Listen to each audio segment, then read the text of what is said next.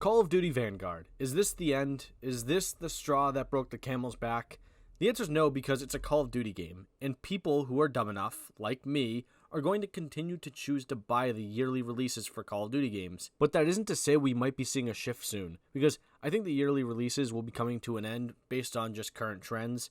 A lot of that has to do with the success of games like Rainbow Six, Fortnite, Valorant, and recently being added to that list is Halo Infinite. All these games, if you haven't noticed, are free-to-play games, or ones that are built with long lifespans, ones that you have to buy only once and have that copy for a long period of time. I mean, Rainbow Six Siege is the only one on the list that you have to purchase, and that game came out in 2015.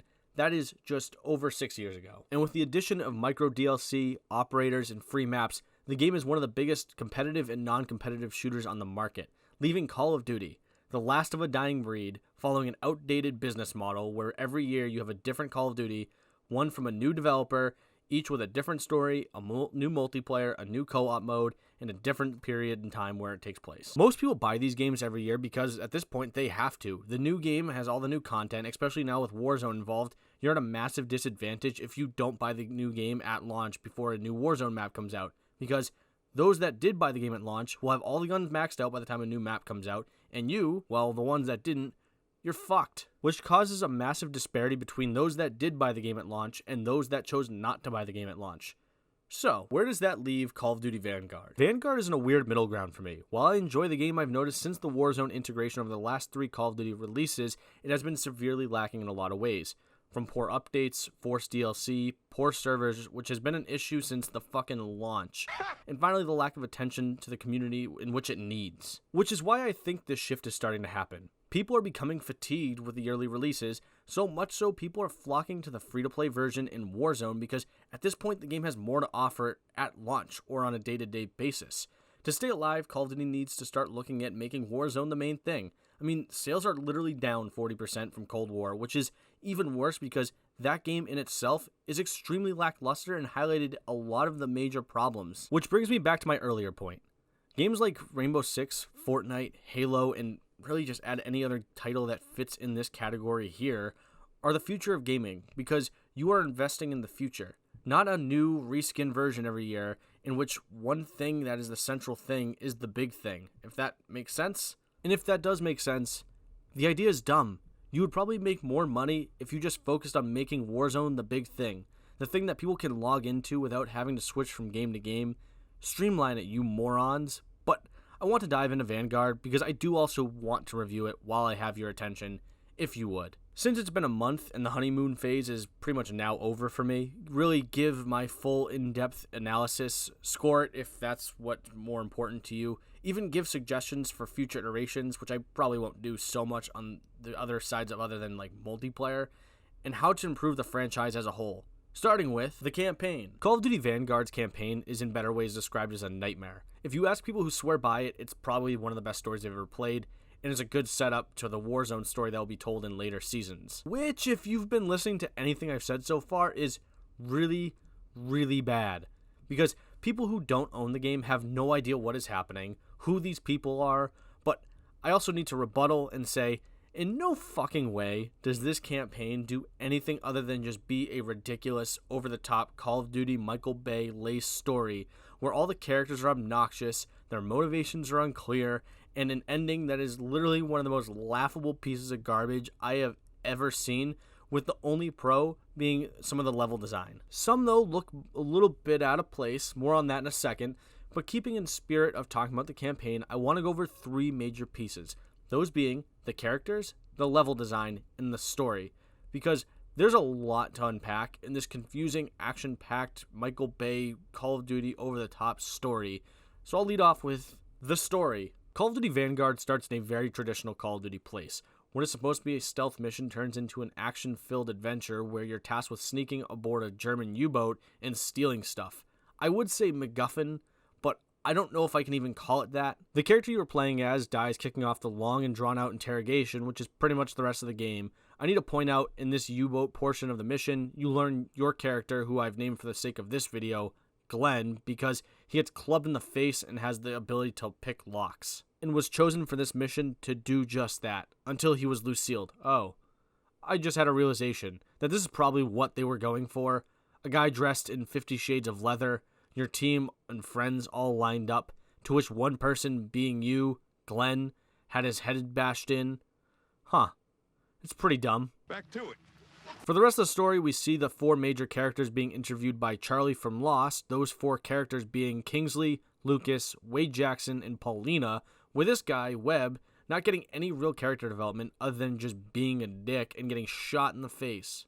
Each character during the interrogation sequence experiences a series of flashbacks, which is to buy Wade time to bust them out so they can complete their mission, which doesn't work because why the hell would it? But don't worry, this is all going according to Kingsley's plan outside of Webb getting shot in the face. We come to learn Charlie, the Nazis' boss, head Nazi, has most likely killed Hitler and his supporters to do bad things. Interrogations happen, blah blah blah. Just lots of dumb exposition, to which eventually the team breaks out. Charlie dies, and they need to kill the big bad. Shocking. And honestly, this end battle is a massive highlight. Besides killing the main villain, of course, more on that in a second, but that's because you're able to use each character's ability that you've experienced throughout the game to help accomplish the main goal, in which the game is having you switch out each time one of the 4 major characters completes their specific part. I don't know, it's one of the few parts I actually enjoyed. Sue me. After going through all that, you eventually find the big bad before he gets on his plane, and you end up setting him on fire. Like, I'm not kidding at all. You go through all this shit, this nightmare, to just tell this main villain guy piss off, and then you set him on fire. Ending the game, which leads into the final cutscene where the 4 heroes fly off with a bunch of Nazi treasure, which contains stuff from the zombie story, art, treasure, and stuff, I guess, setting up the Warzone campaign. I don't know. I didn't think it really did. I need to touch on the storyline for Warzone a little bit, though, because this game just barely sets up anything. Like, if you've played Warzone, you've probably gotten a pretty firm grasp on what is happening in the game. Just an FYI, the end scene also leads to the funniest line in the entire game. We were the Vanguard. Which is basically like Will Smith's line. We're some kind of suicide squad. I don't know, man. I audibly laughed when they said this because it basically felt like they weren't trying to meme, but now it's kind of like a meme. It felt so silly and out of place. The characters in Vanguard are a mixed bag. Some I liked, some I hated, some were laughable, and others were just underutilized. Honestly, Kingsley, Paulina, and Lucas were easily my favorite characters. Kingsley just offers a great story by asserting himself as a leader of a down-and-out group of soldiers in order to save the lives of those who are about to storm the beaches. Paulina, because while her missions were extremely bland, I actually felt her quest for revenge was actually believable and actually made me as a player empathize with her. And Lucas, who is just great because he's the most generic Call of Duty character in the game, who loves explosions and telling his commander to piss off. And did I say explosions? Let's be honest, how many of us in our everyday life know our own bosses are making dumb decisions and we want to tell them to piss off because we know we can do it better and save the company something, at least in the end? Lucas is that guy. Where the game falls short is for characters like Wade. He's just such a douche that I feel like the developers and the writers work so hard to make him cool and likable, but he's just a douche. He's just an egotistical pilot bro who doesn't like to follow orders because he feels like he knows better, but not in the way that Lucas does. He's just a douche. Oddly enough, though, he doesn't know better than anyone. Another oddity is that it felt that at the end of his story through the interrogation, he actually changed, but you get a very inconsistent character. Like, a lot of the main characters don't trust him, which is weird. Webb is far and away the most useless character in the game. During Kingsley's missions, Webb is very standoffish, viewing Kingsley's reasoning to attack versus stay put when pushing the bunkers too costly, viewing the cost of his own men too high for those who will probably be dead before they even get on the beach. Eventually, through the power of a near-death experience, he seemed to respect Kingsley and side with him in the early part of the interrogation storyline. Yet, we don't see it for long because he's just shot in the face. As a sort of way to tell the player that Nazi Charlie isn't messing around, even though the game does a very poor job telling us that. Like, I say that because Nazi Charlie has a weird storyline. As an interrogator, he is harsh and prying for answers as to what the team is actually doing there, but when outside of the interrogations, I wasn't sure if he was sympathetic towards them because even he seemed to know what was happening was wrong, and yet he does this. To put it bluntly, the characters in this game have the worst writing ever, because basically all of them seem to have weird motivations, and also their storylines don't really line up with one another or with their eventual outcome. It's just not great, especially, again, that of Nazi Charlie, whose motivations itself don't seem to line up with what we saw at the very end. The level design. I want to make this quick, but the level design is very spotty, with a lot of them feeling unfinished.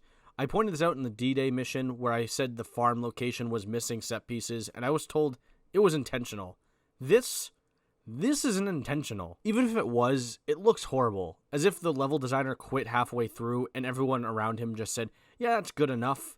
Some levels are interesting. For instance, a lot of the Pacific missions are interesting, regardless of how much I hate the actual story that goes into them. You get to meet some interesting characters, fly a plane, and play hide and seek, whereas missions like this make you confused at how they even ended up this way. A lot of levels also just feel like they have a lot of random stuff dumped into them.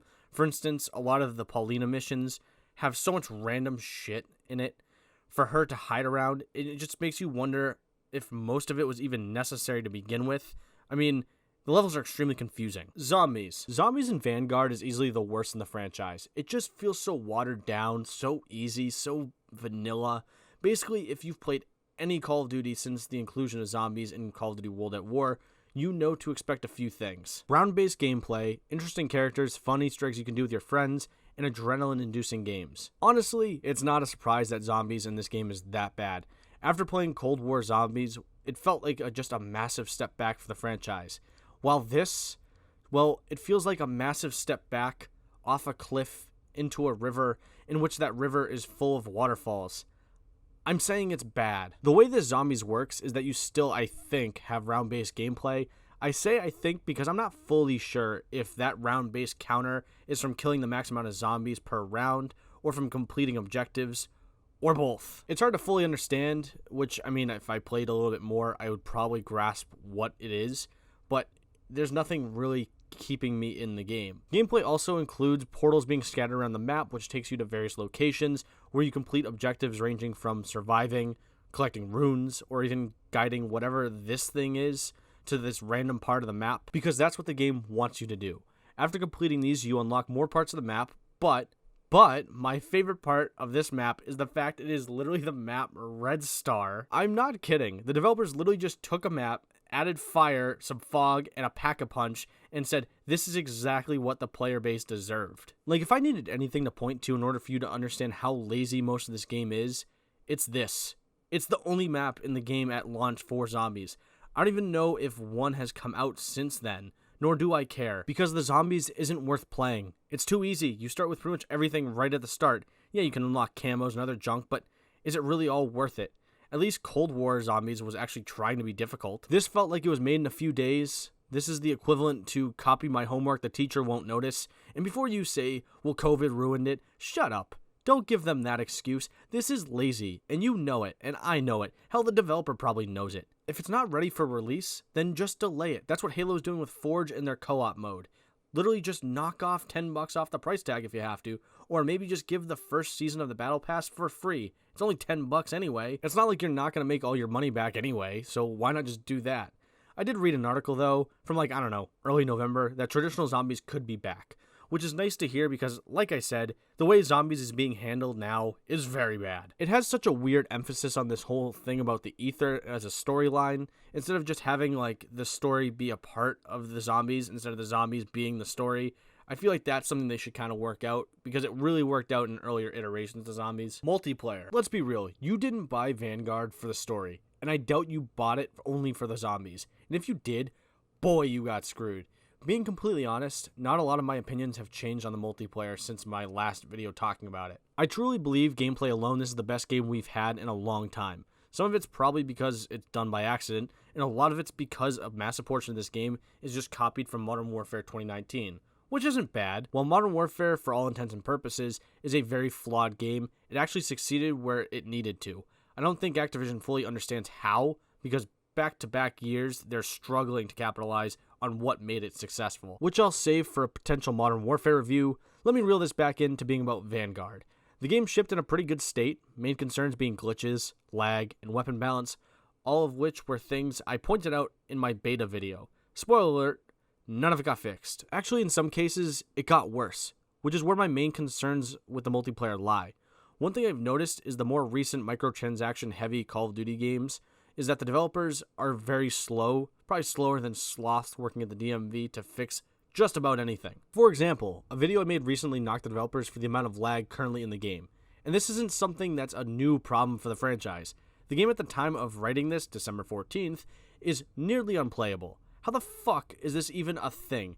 How is it even a problem? It's been over a month since the game is shipped, and yet I can access and purchase items from the store with ease. It's as if the developers don't care at all. That might be a harsh accusation to make in itself, because I think some of them do actually care. It's the higher-ups calling all the shots that I don't think care at all.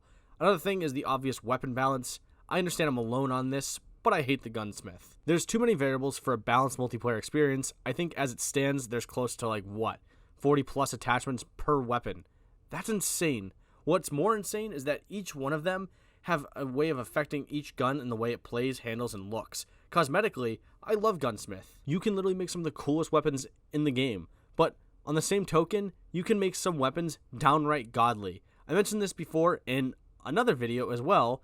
The Rat-a-tat variant that I got from just playing the beta is insane. I don't even have to do anything to it. The developers just did it for me. It's the fact that someone could just create this in general that makes it scary. But that involves going through 40 plus attachments. That's too much time and too much effort to create one of these things. It should just be a very simple, quick add and drop. Another thing I might be alone on is the cosmetics. Weapon variants are dumb. Realistically, you should be able to equip a skin that includes every attachment and every single part of the gun. Don't get me wrong, some of the variants actually look cool, but are pointless because some of them are just terrible, and I'm forced to fix them to my playstyle, which makes my purchase of that variant pointless. Hashtag bring back weapon skins. My last criticism is this. For the love of God, stop remaking or remastering maps as frequently as you do. Call of Duty is super reliant on using its past successes to help the current age of Call of Duty. Yet the maps they release alongside the remasters are terrible, as if the developers don't understand what made these maps so successful, so they keep releasing them to compensate for their inability to make good maps. But why not just look at the maps to get yourselves a better understanding of what made the maps so beloved? Just a thought. Another thing is the hit registration is extremely inconsistent, with some shots very clearly hitting the target, but the game says, nope, sorry, better luck next time, can't pass go, get lost, and the fact that this hasn't been addressed yet is pretty remarkable. Some positives. Some pros I want to go over. As a naysayer of the destructible cover, I must say it corrects the door issue. Granted, both destructible cover and doors could just not be in the game at all, but I'll give you a gold star for this one. Also, the weird blind fire feature is kind of helpful in some situations, more than I thought it would be. Another thing I found as a major highlight, and something I've praised up and down, is the amount of content the game had at launch. The game had at least, 20 maps with 38 weapons. It is impressive that the developers actually listened and took the time to add more content. Whether it's for better or worse is up to you, but you kind of get my point. I also feel the need to mention that Champion Hill was a nice addition to the game, more so than I kind of thought. It brings that adrenaline-pumping action from being in the top 5 in Warzone to a scaled-down version of multiplayer in a competitive format. I do have a quick couple things I just want to segment out, just starting with the graphics. I felt like the graphics deserved its own spotlight because a lot of people have said that this game is just a literal carbon copy of Modern Warfare 2019. To which I say, yeah, that's kind of the point. Graphically, this and Modern Warfare 2019 were miles ahead of Cold War. Plus, I appreciate the consistency in a franchise that severely lacks that. I will say that the game does need to add a little bit more visibility because it's nearly impossible to see people at long distances, which makes for some extremely frustrating multiplayer matches on pretty much most maps. So yeah, complain about the visibility issues, not the fact that the franchise is actually trying to do something more consistent. Operators. Operators in Call of Duty have been a great replacement for specialists we saw in previous games. They aren't game-breaking like their predecessors, and they add more value to the story as well. My biggest gripe is that they aren't divided into Axis and Ally factions, which makes it a crapshoot to figure out who is on your team in a match. So if the method of we're all Vanguard could be avoided in the multiplayer, that'd be a lot better. I appreciate the operator videos, by the way, because it adds a bit of storytelling to each character, and if you think to say anyone outside of Shignori is the best character, well, you're wrong. Also, how the fuck is this guy alive? Spoilers for the Season 1, but apparently this guy who got killed in the game is miraculously alive. Like, what? Warzone. Warzone is pretty rough. Pretty much anything I said in this video holds up, but I will repeat it for those who didn't watch it. The map is pretty underwhelming, with most of the map being empty and making it a nightmare to navigate, with lag, weapon balance being at the forefront of the issues, but that's pretty much all I've noticed in Warzone so far. I think it'll probably get maybe better since it's kind of the big deal for Call of Duty, but these are things I just kind of noticed at the start. Before I give my opinion, followed by the conclusion to the longest video I've ever done on my channel, ever, I ask a couple things. If you enjoyed the video at all, maybe leave a like, subscribe, and let me know if you'd like to see me do more videos like this, because surprisingly, I enjoyed doing this. It felt more therapeutic because I think it might have been a Call of Duty game, but I'll happily do this for other games, and maybe you can give a suggestion to what you want me to do next. My opinion. Vanguard is a very flawed game. That's something I kind of hinted towards or directly said throughout the video. And the major problem I see is the developer's inability to quickly and effectively address issues within the game, even lacking transparency with the player base. While sometimes I guess they do communicate with the community, a lot of it just feels very tongue-in-cheek. For instance, the possible revival of old school zombies, as I mentioned earlier. Being honest here, I doubt that's going to happen, at least not anytime soon. But if there's anyone at fault for this nightmare, this travesty, it's the community, the gamer, you, the viewer. The one thing that drives me insane hearing is, eventually it will get better. Why? Why is that the mentality with games like Vanguard or Battlefield? You paid $70 for this, and if not you, but your parents, then that's even worse. This game, this is robbery. In no way is Call of Duty Vanguard worth anything more than $50, and that is pushing it. If this were, I don't know, the early 2010s or earlier, a game like this would have been panned and the developer would have been stuck, forced to win back the good favor of the player base, yet they don't need to do that, because they can ship a terrible product with free DLC, a battle pass, and patch the issues along the way, instead of just release a quality game, because no one will say anything. Gamers are too complacent. Don't be. These companies are making billions of dollars a year because you don't want to speak up and explain the issues. You don't need to flock to Twitter, Facebook, or even YouTube comment sections and send death threats or even throw a virtual temper tantrum. Literally explain the issue. Make a video, get it attention.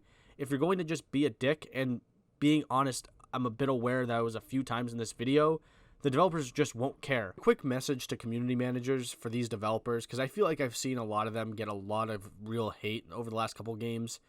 By some weird reason, if you're watching this random video in which I've probably just dropped a massive load on your game, a game that you probably spent a lot of your time on, hello, welcome. You need to understand your role in this. I understand it's very frustrating, your job probably kind of sucks, but you are literally the voice for the voiceless in meeting rooms that probably contain ideas the community would be very against, and you are the direct contact to that. Yes, the Call of Duty community is toxic, so is pretty much any dedicated fan base. But with a game like Call of Duty, you have a franchise that has wronged the community time and time again, that maybe people are just a little jilted. Don't block people for speaking up. Understand that why they're probably annoyed. That is your role. That is the role of any community manager. Thank you, and enjoy your day. But that is my stance. Don't be complacent with a bad game. Give your own views. Maybe you can change something, because you as a consumer have that ability more so than you think.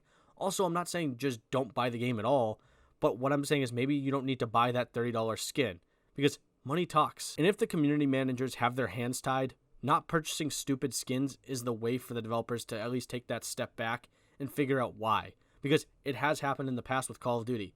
Look at the loot box system. It is no longer available because people weren't buying the game. Again, you don't need to not buy the game, just maybe rethink some of your in-game purchases. Conclusion. Vanguard isn't bad, but it's very flawed. The multiplayer is fun when it actually works. The campaign is dumb fun, but the zombies is literally the worst it has ever been. It belongs in the garbage. And you can't even debate that. I want to bring this video back to a point I made very early on in the video. Call of Duty needs to start rethinking its business model. The yearly releases just isn't what it used to be. Developers don't have the time they need, which causes them to release things like this. Look at Warzone. Warzone is what put Call of Duty back on the map. Not Modern Warfare 2019, not Black Ops Cold War, and definitely not Vanguard. Maybe consider integrating all your multiplayer features into Warzone. Make it one big free-to-play game. That's what people were drawn to in the first place with Warzone. Put a couple studios on it and have them work on it. And then utilize the other studios for new projects, other possible profitable projects. The developers you have behind these games are talented, it's just never fully realized. I know a few years ago, Treyarch tried to make Black Ops 4 a sort of Overwatch clone. Maybe it's time to revisit that. My point is, don't waste an opportunity to keep Call of Duty on a track of profitability. Even if it matters that much, you can make a yearly campaign setting up the next setting within Warzone, as you apparently did with Vanguard, which I still didn't see. Again, Vanguard's a flawed game, just full of development oversight. And in its current state, it's a measly 6.1 out of 10. Now that that's finally over, what do you think of Call of Duty Vanguard? Is my score accurate? Is there anything I missed? Let me know in the comments section. Again, I want to thank you for taking your precious time to watch me, a guy with a microphone, review Call of Duty Vanguard, and give his suggestions as to where the Call of Duty developers should take the franchise, but also just kind of bitch a little bit about some of the issues that I feel like aren't getting patched or getting addressed in the game. So I do appreciate that. Well, that's over. Bye.